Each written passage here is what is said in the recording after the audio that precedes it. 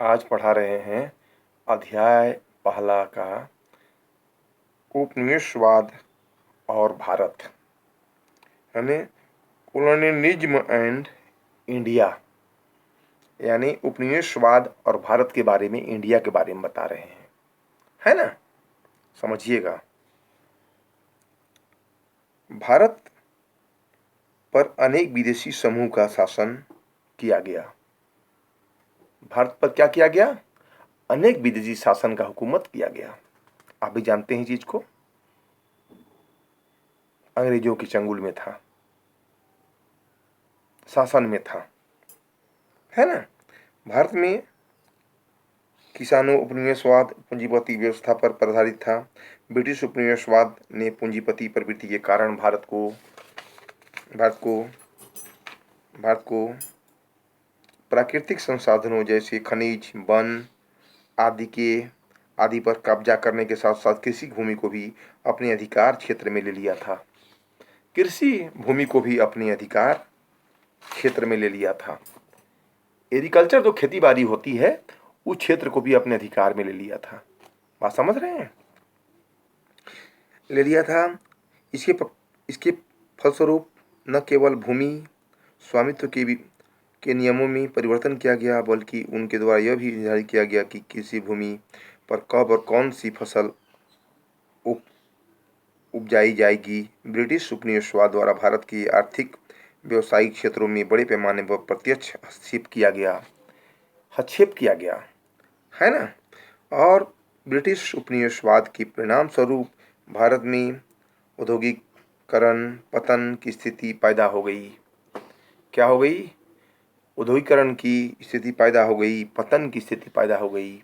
आप देखिएगा कि देश की अगर बागडोर ठीक से नहीं चले हमारा, तो थोड़ा सा तो परेशानी हर कोई को होता है। एक परिवार के बारे में भी सोच सकते हैं आप। अगर परिवार की स्थिति किसी का बहुत ही डामाडोल है और परिवार ठीक से नहीं चल रहा है, तो परिवार का भी स्थिति उसी प्रकार हो जाता है। इसी तरह से देश का स्थिति है, अगर हमारी मुखिया ठीक नहीं है तो हमारे देश का भी स्थिति बहुत ही डावाडोल हो जाता है। आप मानते हैं चीज को, है ना। ब्रिटिश उपनिवेशवाद के परिणाम स्वरूप भारत में औद्योगिकरण पतन की स्थिति पैदा हो गई, नीचे गिरता गया, पतन होते गया। जानते हैं पतन का अर्थ क्या होता है? ऊपर उठना नहीं, नीचे गिरना, पतन हो जाता है। नहीं बोलते हैं किसी चीज को, अरे फलना का पतन हो रहा है। देखिए, पढ़ाई को समझना होगा, आपको वर्ड को समझना होगा कि वर्ड क्या बोल रहा है, क्या अर्थ होगा, आंसर क्या होगा। हेडिंग है उपनिवेशवाद और भारत, इंडिया के बारे, इंडिया की पतन की नीति के बारे, कैसे पतन की ओर जा रहा है इंडिया, इसके बारे में बताया गया है। कैसी ब्रिटिश हुकूमत था, क्या अंग्रेजों का शासन था, हमारे बाप दादा क्या शासन में रहते थे, जीते थे शासन में, है ना। सोचिए, अंग्रेजों का हुकूमत इतना बोलबाला था इंडिया में कि जो बोलता था वही करना पड़ता था। उसका हुकूमत था, बोलबाला था, उसमें हम उसका बात को सुनते थे और जो बोलता था वो हम करते थे। इसके कारण भारत में पुराने व परंपरागत औद्योगिक व नगरीय केंद्रों का भी पतन हुआ। पुराने औद्योगिक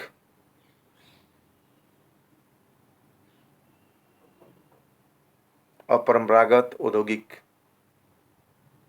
स्तरीय केंद्रों का क्या हो गया? पतन हो गया।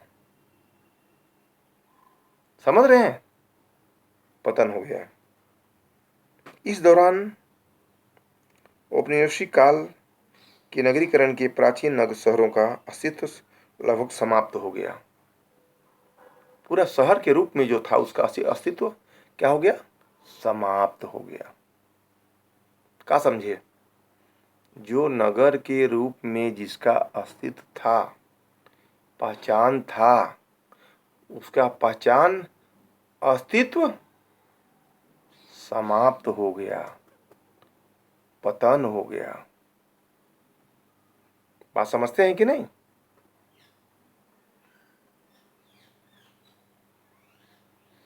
और उनके स्थान पर नवीन औपनिवेशिक शहरों का उद्भव हुआ। औपनिवेशिक शहरों का क्या हुआ? उदय हुआ, प्रादुर्भाव हुआ। कोई भी चीज का नया उदय होता है तब देश समाज आगे बढ़ता है। आप भी जानते हैं चीज को, है ना? अब इसको प्राप चेंज करके कैसे लिखिएगा, लिखने की शैली जानिए। प्राप चेंज करके लिखने की शैली आपको जानना मस्ट इम्पोर्टेंट है। इस प्रकार हम कह सकते हैं कि, चाहे इस तरह हम कह सकते हैं कि, चाहे उपयुक्त परिभाषा से स्पष्ट होता है कि जिस स्टूडेंट्स लिखने की शैली सीख लेगा उसको कहीं पर दिक्कत नहीं होगी। दिक्कत होगी? कहीं दिक्कत नहीं होगी। इस प्रकार हम कह सकते हैं कि, इस तरह हम कह सकते हैं कि परिभाषा से स्पष्ट होता है कि इस प्रकार ब्रिटिश उपनिवेशवाद का प्रभाव भू स्वामित्व, कृषि, उद्योग व प्राकृतिक संसाधनों के दोहन तक ही सीमित नहीं रहा, बल्कि इसका प्रभाव कला और साहित्य के क्षेत्र पर भी बढ़ा। उपनिवेशवाद से पूर्व भारत में जहाँ कला साहित्य के क्षेत्र में समृद्धि और संपन्नता थी, वहीं उपनिवेशवाद के बाद यह क्षेत्र भी बर्बादी से नहीं बच सका। इस प्रकार उपनिवेशवाद ने भारत को न केवल आर्थिक और राजनीतिक रूप से कमजोर किया, बल्कि सामाजिक और सांस्कृतिक क्षेत्र को भी अपूरणीय क्षति हुई। हर क्षेत्र में क्षति हुई। आप गौर कीजिए, पढ़ा रहे हैं तो सांस्कृतिक क्षेत्र में, भौतिक क्षेत्र में, धार्मिक क्षेत्र में, हर क्षेत्र में हमें क्षति हुई। अंग्रेजी हुकूमत इतना जोर जबरदस्त था, जितना कृषि योग्य भूमि था सबको अंग्रेज छीन लिया। खेती कहाँ कीजिएगा बोलिए हमको आप? कहीं कीजिएगा? नहीं कर सकते। तो सारे पैदावार जमीन को अंग्रेजों ने छीन लिया। कृषि योग्य भूमि को, सबको, जो उद्योग चलता है उसको क्या किया? सबको छीन लिया। उद्योग आपके हाथ से निकल गया, है ना? तो हमारी पतन हो गई। लिखना है समृद्धि और संपन्नता थी, वही उपनिवेशवाद के बाद वह क्षेत्र भी बर्बादी से नहीं बच सका। इस प्रकार उपनिवेशवाद ने भारत को न केवल आर्थिक और राजनीतिक रूप से कमजोर किया, बल्कि सामाजिक और राजनीतिक सांस्कृतिक क्षेत्र को भी अपूरणीय क्षति हुई। हर क्षेत्र में हमारी क्या हुई? अपूरणीय क्षति हुई, बर्बादी हुई। इस प्रकार हम कह सकते हैं कि उपनिवेशवाद से इंडिया को काफ़ी लॉस हुआ, काफ़ी नुकसान हुआ, क्षति हुई और पतन की ओर चला गया। बात समझ है? पतन की ओर जाना मतलब ऊपर उठना नहीं, नीचे गिर जाना। पतन नीचे, डेवलपमेंट की बात करते हैं हम, लेकिन पतन शब्द है नीचे गिरना, है ना? बात समझ रहे हैं?